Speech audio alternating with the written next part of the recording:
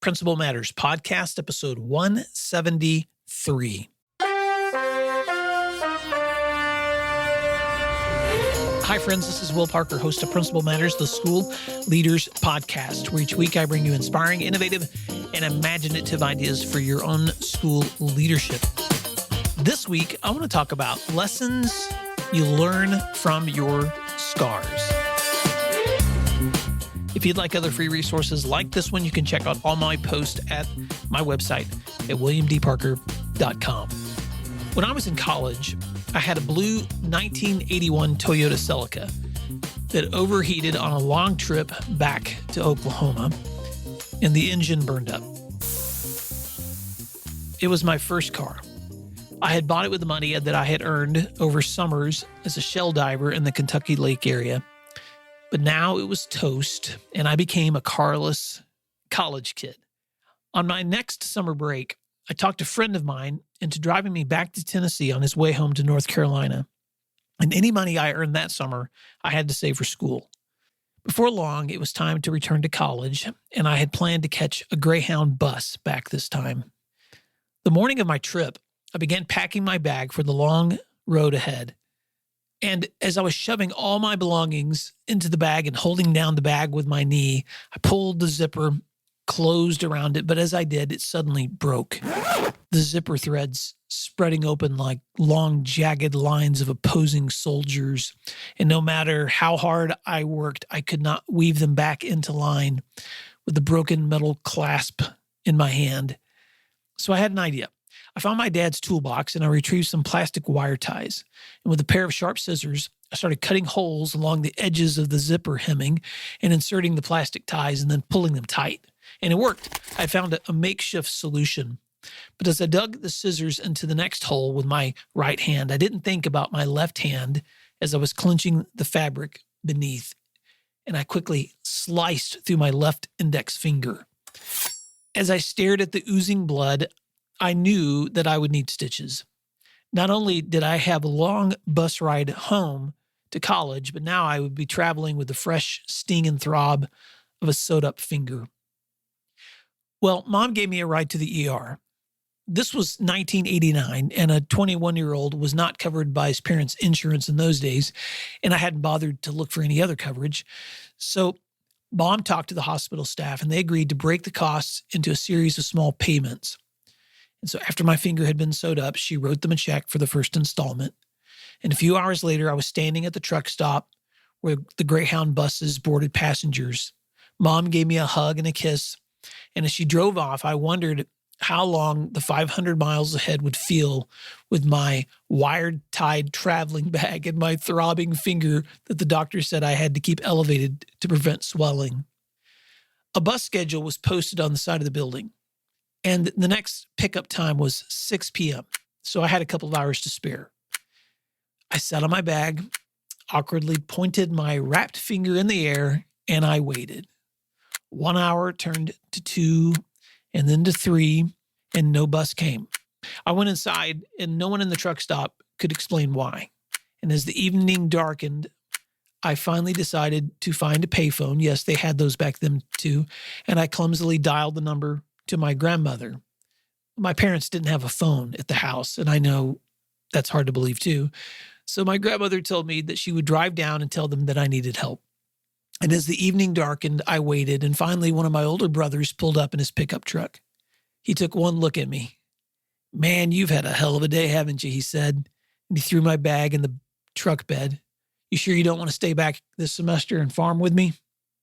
It was midnight by the time that we made it to the house, and Mom and Dad had already gone to bed. I knew that my dad would be the first one up in the morning, and I needed him to drive me back to the bus station before heading to work. I'd already lost a day of travel, and I couldn't afford another one, so I didn't want to miss the start of the semester. I was so tired that I could barely think. The house was quiet. I couldn't decide how to make sure Dad would drive me, so I dropped my bag by the front door and just lay on the floor beside it, holding my injured hand and falling asleep. It was early morning and still dark outside when I felt my dad's toes prodding me awake.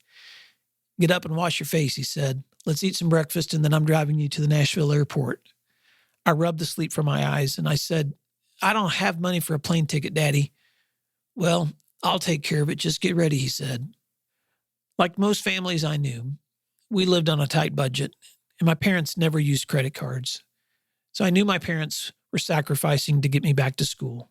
Just like they had sacrificed to mend my finger, I also knew from the tone of Dad's voice that the decision was final. The first time that he had sent me off to school as a college freshman, he'd taken my car to the shop in town and bought me 4 new tires. Those roads get icy in the winter, he'd said, so you're going to need good ones.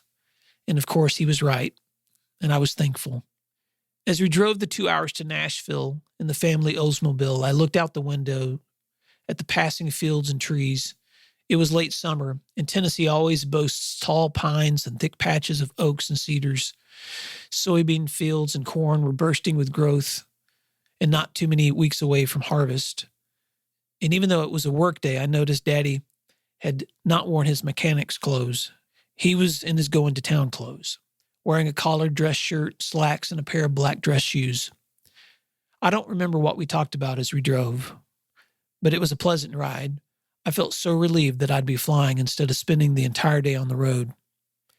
As we pulled into the airport entrance, I rolled down the window all the way for a good look. My elbow was hanging out the window, and we passed flower beds lined with rows of golden petunias. The lanes of the road seemed confusing, but led us to a series of signs pointing to the departing flights and parking areas. I didn't have much experience with airports then, so I trusted my dad to navigate. Before long, we had parked, dragged my bag to the ticket counter, checked it, and bought a one-way ticket to Tulsa. In those days, you could still walk to the gate and wait together without any security lines or screenings. And as we made our way down the long, carpeted hallway to my gate, my dad stopped and looked down at his shoes. The sole of his left shoe was separating at the toes. You could see his sock-covered foot sticking out in front. Well, he said, I guess we'll have to walk a little slower. So we walked along, the plop, plop of Daddy's shoe smacking on the carpet. He just smiled till we reached my gate. He stood there as I boarded the plane, and before long, it lifted up above the airstrip. Now Nashville was quickly shrinking below me, and somewhere down there, my daddy was plopping his way back to the car for the long ride home alone. There's a reason I'm telling you this story this week if you've stayed with me this long.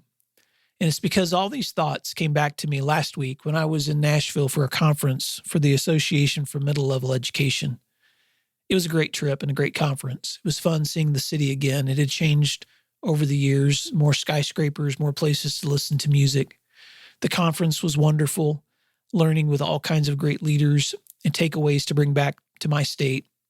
My last night there, my little brother drove into the city to have dinner with me. He's a musician, and it was fun to catch up. And the next morning, I boarded the hotel shuttle for the Nashville airport. And as I was scrolling through my phone and occasionally glancing out the windows, I noticed that autumn was visiting the trees with hints of yellow and orange. But as we pulled into the entrance of the Nashville airport, that's when I was surprised to see the beds full with long yellow rows of blooming flowers. And I remembered. I was sitting back in the car with my dad, my elbow hanging out the old station wagon window, and he was sitting beside me, 50 years old, the same age that I am today, peering through his dark-rimmed glasses at the unfamiliar signs, looking for a place to park. I could see him in my mind's eye unloading my bag, and before long, he was looking down with a grin at his broken shoe as he dug into his wallet for the cash to buy the ticket. I wondered what he was thinking. Was he calculating the months that it would take to cover the expenses of the last 2 days of hospital bills and the airfare for his college boy? Because if he was, he never mentioned it. He just stood there like always, taking care of me. A few years ago, I was driving my daughter Maddie home from school. She was a junior in high school, where I was her principal. And I was telling her about a conference that I was planning to attend as the keynote speaker. And as we talked together about the upcoming trip, I said, Maddie, sometimes it's uncomfortable when people introduce me. I feel a little odd sharing stories about myself or telling people about my accomplishments. It can feel a little embarrassing. She was quiet for a moment, and then she said with a quiet resolve, well, Dad, if you give the credit to those who've helped you, then it shouldn't be embarrassing, right? So let's wrap this up.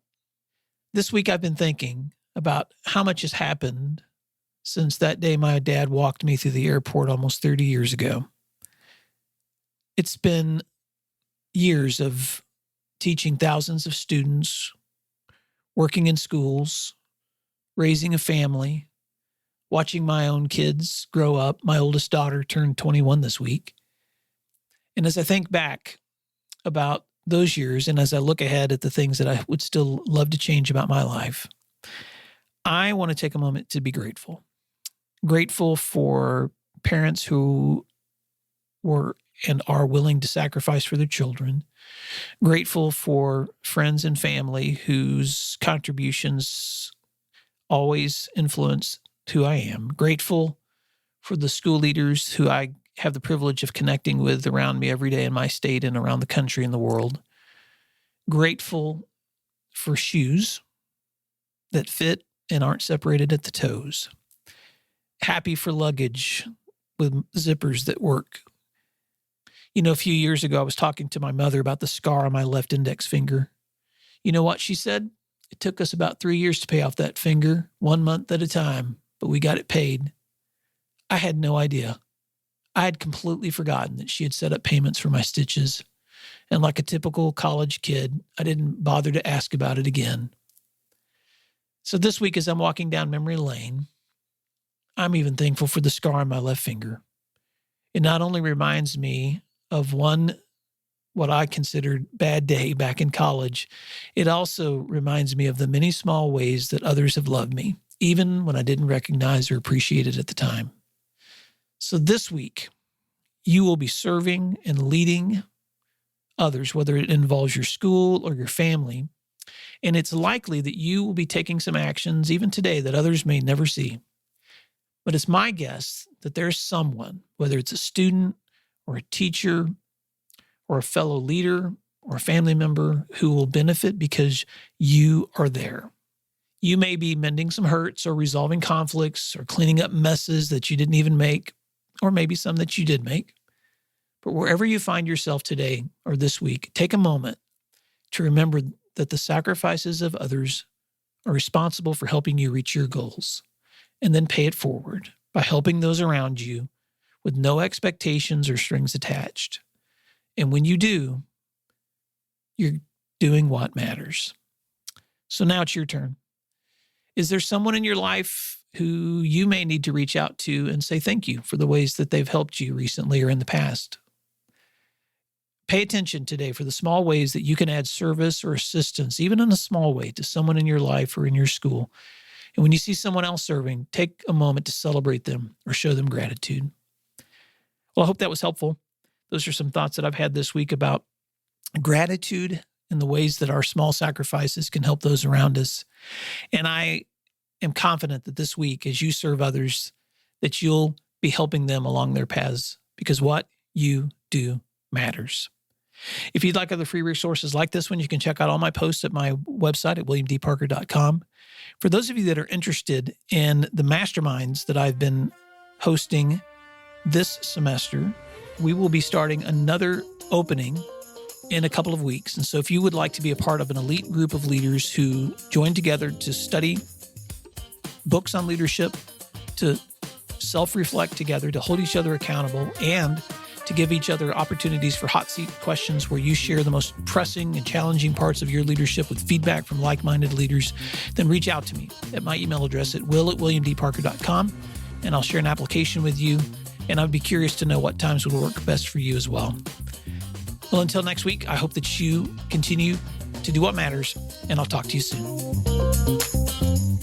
If you'd like other free resources like this one, you can check out all my posts at williamdparker.com.